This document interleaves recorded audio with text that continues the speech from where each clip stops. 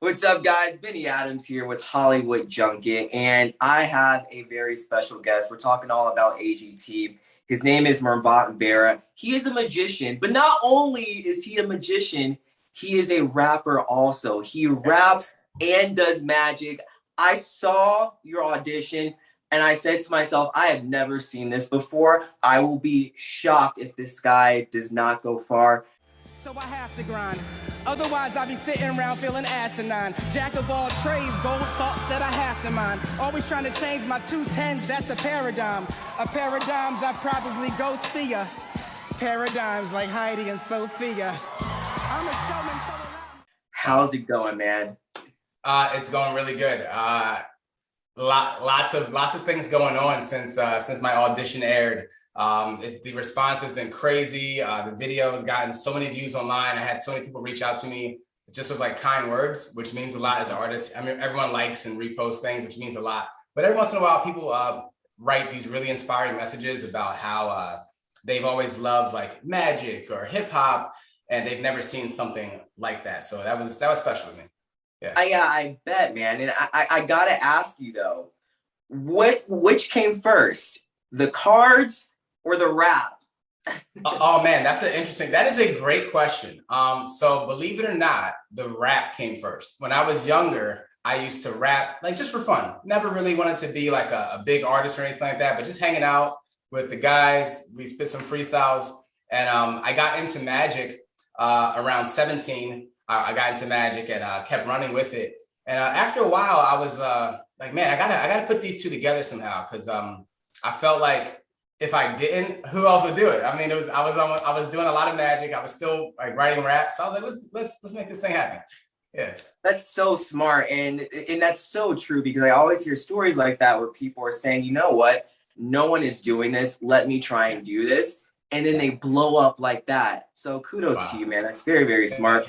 You also mentioned that in your rap you have 5 versions. Is that how the magic works with those 5 versions?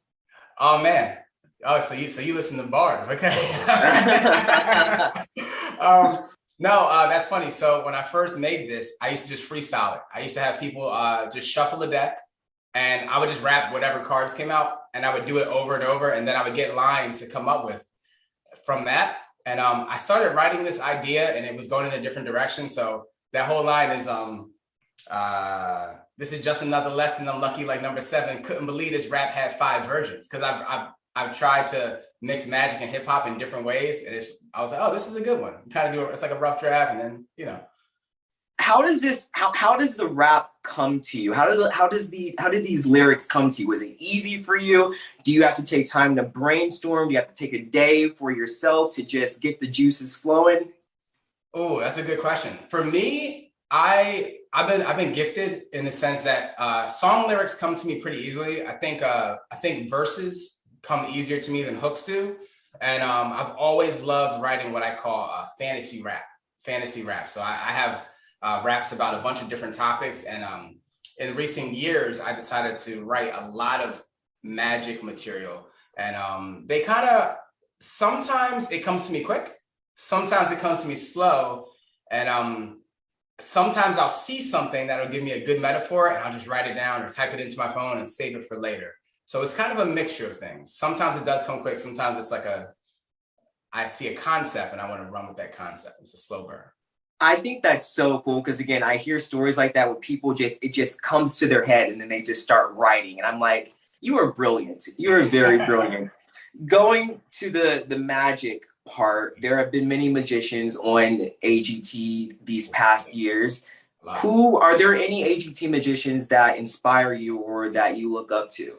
Oh man, the first 2 that come to mind are John Durenboss. He was a Philadelphia Eagle who became a magician. But so that story kind of holds close to my heart, because I grew up an Eagles fan, and I met him years ago doing magic at a fair at one of my first gigs, and then like that. So it's kind of interesting to see him on AGT, and now being another Philly guy on AGT is great. I love the card work of Shin Lim. Shin Lim, who won America's Got Talent. He has like amazing sleight of hand. I love that. There's a lot of great magicians who've been on the show. There's a magician named Eric Jones who's a friend of mine who had a great run. So it's really inspiring, and it's almost surreal to be one of the magicians on the show this year. I've had like friends and colleagues be on it. Now it's me. So well, wait, I love that you mentioned that, because so you said you met these magicians when when you were starting up. So have you met magicians who were just starting in this career, and have they asked for advice? And for magicians who are trying to get to your level, what advice would you give them?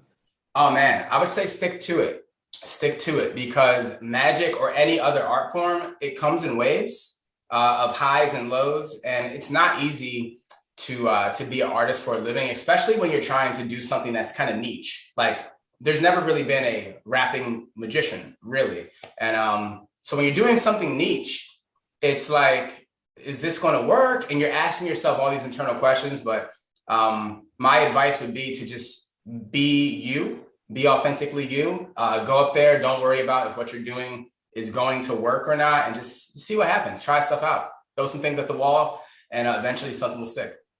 I love that. And so one thing about me is I'm trying to get into musicals.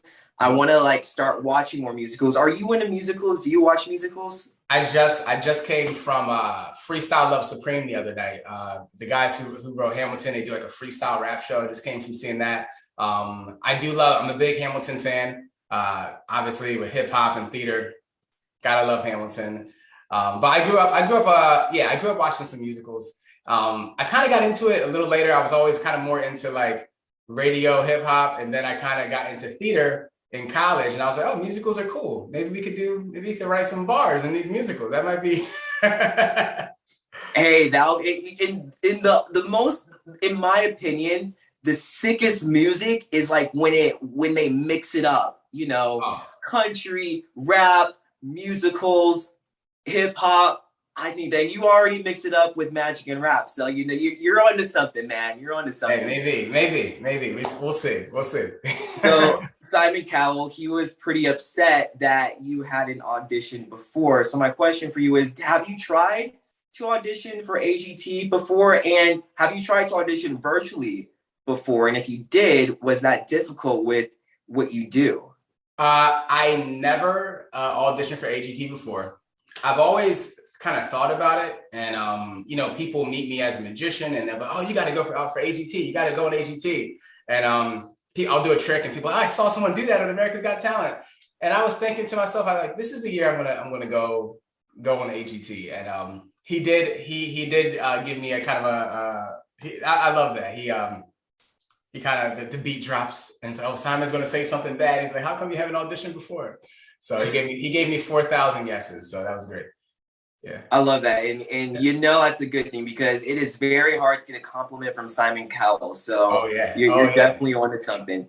For so sure. You're a very talented guy, man. Everyone can see it. It's no secret. What are some more layers of your magic that we can expect to see in the future?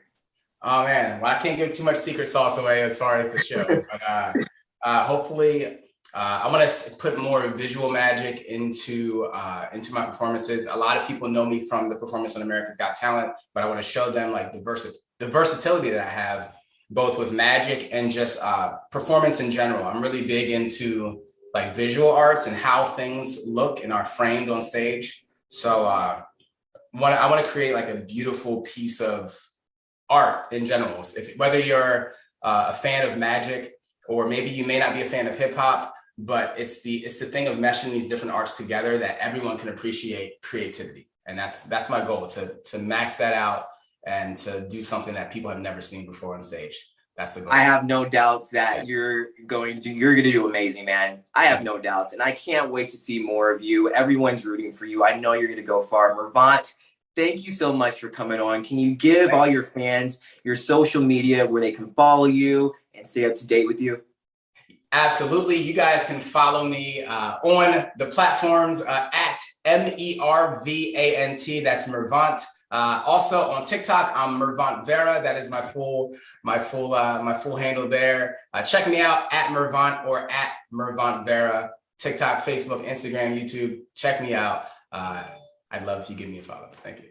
Awesome. You heard him, guys. Go check him out. I'm Benny Adams. You can follow me on all social media at Benny J Adams. And if you want to see more AGT content, make sure you like, subscribe, leave a little comment. Let us know how we did. And we'll make sure to see your comment.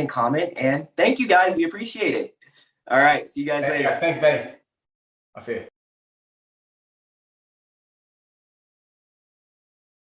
Setup is like this because I do the virtual show. So I actually during quarantine I did over 800 shows. Okay. Oh wow. Yeah, I was literally a machine. I have a show on Airbnb called A Night of Magic and Mind Reading, and man, I've done so. I literally would hammer out 13 shows a day at one point, like at my house. So this is the setup, and then I also have another camera that comes top down, where people can see my hands, and I do card tricks, and I ask people questions and think of things, and there's predictions and all that kind of stuff. Dude, you're so making it to Vegas. Come on now, you are. Like for example, like if I was to take this cube, right? This Rubik's cube, and here we go. Let's mix this up a little bit, and I'll toss it up so you know it's just kind of random here. Here we go. And there's 6 sides: the front, back, left, right, top, and bottom. Could you just name a couple sides? So front, back, left, right, top, bottom. What do you say? Like name the sides? Yeah, out loud. Go for it. Oh, front, left, right, top, bottom. Front, left, right, top, bottom. Now I turn the cube and you turn the cube. If you would have turned it in a different way, we would have ended up at a completely different place, right? Yeah. 42 quintillion possible combinations to the cube. But there's also another cube underneath that glass. And you probably can't see it in the light yet, but if you look at it, can you see that? Yeah. They're the same.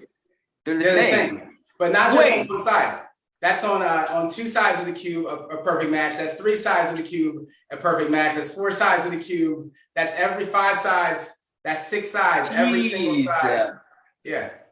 Crazy stuff. Mind is blown, man. And you can also, if you take this, if I give it like a little bit of a mix here, let's see. How fast should a good magician be able to solve a Rubik's Cube? What do you say? With you, I'm going to say 20 seconds. 20 seconds. Now, it really depends. What if I did it one-handed without even looking? It would really depend on how fast you could count. Stop it. So, yeah. Stop it. Yeah. Oh, the other cube. We have the solved cube. We have the unsolved cube. The other cube, I use that logo. For example, if I just took it and gave it like a little bit of a little spin here, you can see by the time I turn back around, the cube would be solved. So it really depends. You're amazing. Like you really are like a superhero with powers. It's pretty impressive. Not gonna lie. Thank you. Not gonna lie.